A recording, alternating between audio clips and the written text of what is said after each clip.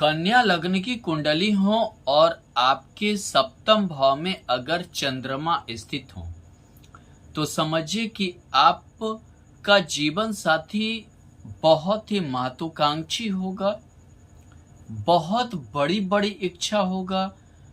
दूसरी बात क्या है, महत्वाकांक्षी के अलावा समझिए कि इच्छा बहुत बड़ी बड़ी होना, ख्वाबी पुलाव बनाना और अपनी इच्छा पर अगर पूर्ति ना हो तो बहुत जल्द नाराज हो जाना, बहुत जल्द समझिए कि दिल मन छोटा हो जाना, इस तरह का उनका व्यवहार होता है। हालांकि सप्तम भाव में चंद्रमा होने से, मीन में चंद्रमा होने से थोड़ा सा छटपटाहट या स्थिरता कम रहता है। जल कारक ग्रह है, जल कारक राशि है, स्थिरता थोड़ा कम रहता है। बहुत ही व्यवहार से अस्थिर होते हैं और बहुत जल्द नाराज या खुश हो जाने वाले होते हैं। तनुक मिजाजी कह सकते हैं आप। अगर कन्या लग्न की कुंडली है और सप्तम भाव में चंद्रमा और सूर्य का युति है तो ये समझिए इनका वैवाहिक जीवन दूसरे के कारण ही बर्बादी लाता है। काफी दूसरे के कारण लड़ाई झगड़ा बर्बादी की ओर लाता है। ये हमेशा कंफ्यूज्ड होते हैं। इनको अपने जीवन साथी पर विश्वास की कमी रहती है, विश्वास नहीं होता है, जिसके चलते झगड़ा लड़ाई इत्यादि के योग बने हुए होते हैं। कन्या लग्न की कुंडली हो और अगर सप्तम भाव में चंद्रमा के साथ अगर मंगल स्थित हो तो ये समझिए कि ऐसे में ये अपने जीवन साथी पर बहुत ज्यादा फोकस करते हैं, बहुत ज्यादा उनकी देखरेख करते हैं, बहुत ज्यादा उनकी चिंता करते हैं और उनके कारण ही इनकी बर्बादी भी शुरू होती है। एक तो यहाँ मांगलिक कुंडली भी हुआ, अष्टमी से होकर सप्तम में मंगल हुआ, तो उनके चलते ही बर्बादी भी इनकी शुरू होती है।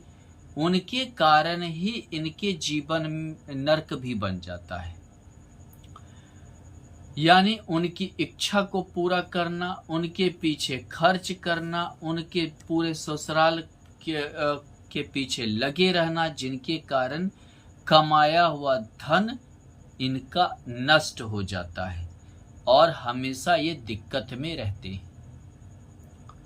अगर कन्या लग्न की कुंडली हो और चंद्रमा के साथ अगर यहाँ पर बुध स्थित हो तो ये समझिए कि जीवन साथी बहुत ही सोच विचार वाली मिलती है। लड़का है तो उसकी जो पत्नी है बहुत ही सोचने वाली मिलती है।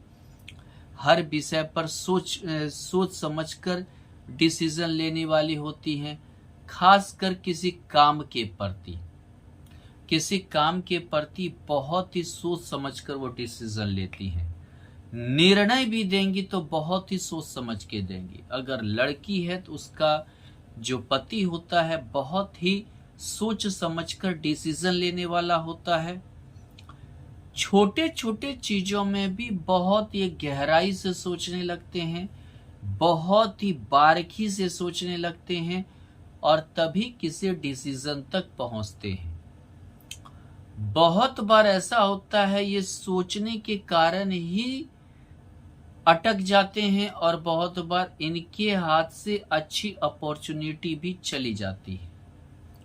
लेकिन इनमें एक अच्छाई भी होता है कि ये अपने जीवन साथी को सजेशन बहुत अच्छे देते हैं, लेकिन हमेशा बहुत ज्यादा गहराई के कारण करें ना करें कंफ्यूजन के कारण ये हमेशा मात भी खाते हैं।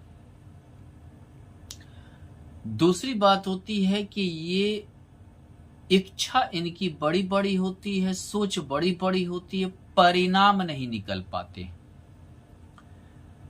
कन्या लग्न की कुंडली हो और अगर सप्तम भाव में अगर चंद्रमा के साथ शुक्र स्थित हो तो ये समझिए कि इनकी कुछ हालांकि विवाह के बाद भाग्योदय तो होता है, लेकिन ये हमेशा कुछ न कुछ अपने जीवन साथी से छिपा कर रखते हैं, खुलकर नहीं बताते।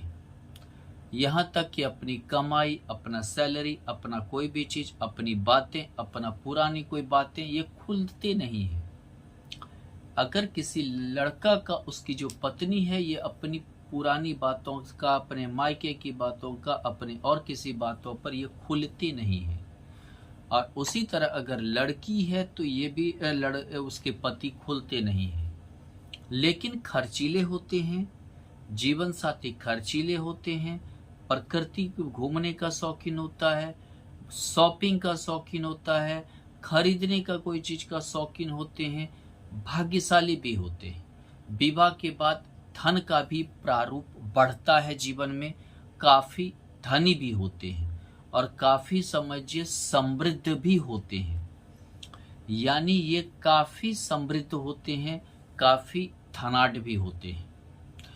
और सबसे अच्छी ये बात होती है कि इनका भाग्य हमेशा साथ देता है। इतने भाग्यशाली होते हैं कि भाग्य हमेशा इनके साथ रहता है और बहुत ही शौकीन बनाते हैं। हर चीज की एक अलग शौक होता है। कन्या लग्न की कुंडली हो और अगर सप्तम भाव में चंद्रमा के साथ अगर शनि स्थित है तो ये समझिए कि इनकी बहुत ही लड़ाइयाँ होती हैं। जीवन साथी में कोई एक बीमार रहते हैं, बीमारी का जो है समझिए हमेशा एक रोग से कोई पीड़ित रहते हैं, गुप्त रोग वगैरह से, या कोई क्रॉनिक डिजीज जो नहीं जाने वाला बीमारी है, मानसिक परेशानी, तनाव से ये पीड़ित भी होते हैं। विवाह लेट से होता है, पति पत्नी का आयु लगभग सेम होता है। कभी कभी ये विवाह विष योग के कारण कंट्रोवर्शियल हो जाता है, लव मैरिज वगैरह भी हो जाता है। किसी जैसे कि कोई पुरुष किसी स्त्री से लव मैरिज कर लेना, किसी डिवोर्स स्त्री से लव मैरिज कर लेना, किसी विडो से लव मैरिज कर लेना, ऐसा जब कोई बड़ी स्त्री वगैरह से कर लेना, कुछ ना कुछ एक कंट्रोवर्शियल इशू बन जाता है।